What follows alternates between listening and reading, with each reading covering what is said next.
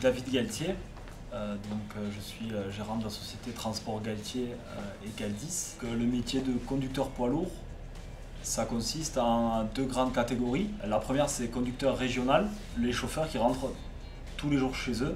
Et ensuite, donc, il y a les conducteurs nationaux. Donc, c'est ceux qui sont amenés à dormir dans leur camion puisqu'ils ont des trajets beaucoup plus longs.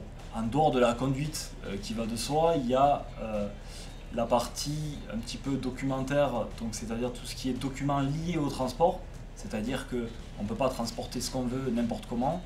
Il faut avoir certains documents, des documents obligatoires. Une tournée par exemple dans le sud de la Lozère, il va commencer aux alentours de 4h30, 5h pour charger son camion, arranger son camion suivant, par exemple il a 15 clients. Il faut que le dernier client qui charge, ça soit le premier qu'il va livrer. Donc il y a une organisation quand même à prendre en compte.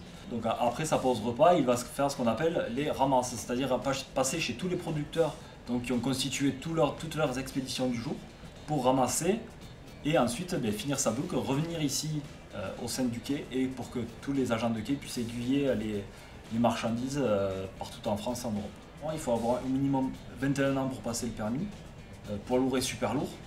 Pour le poids lourd, il y a une partie code, poids lourd, une partie conduite, ce qu'on appelle plateau. C'est conduite sur un parking fermé, privé, avec des manœuvres spécifiques. C'est plus complexe qu'un permis de voiture, c'est évident. Et ensuite, une fois qu'on a eu ça dans le permis poids lourd, qu'on a tout validé, il faut faire pareil dans le permis super lourd. Vraiment, ce qu'il faut en priorité, c'est de l'intérêt, de la passion c'est sûr, mais à minima de l'intérêt pour le métier de transporteur.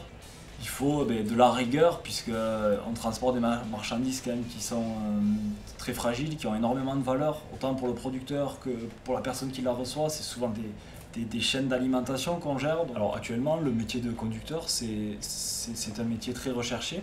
Dans tous les métiers de la conduite, c'est quand même un secteur qui recrute énormément.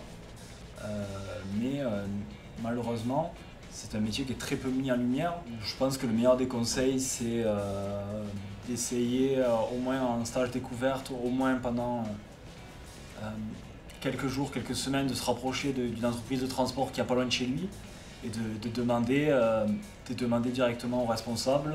Typiquement le stage de troisième, voilà, la personne elle vient, elle passe 15 jours, elle va pas beaucoup apprendre, mais elle va voir qu'est-ce qu'il y a derrière ces portes de quai, derrière ces murs, derrière tous ces camions qu'on voit sur la route, comment ça se passe réellement.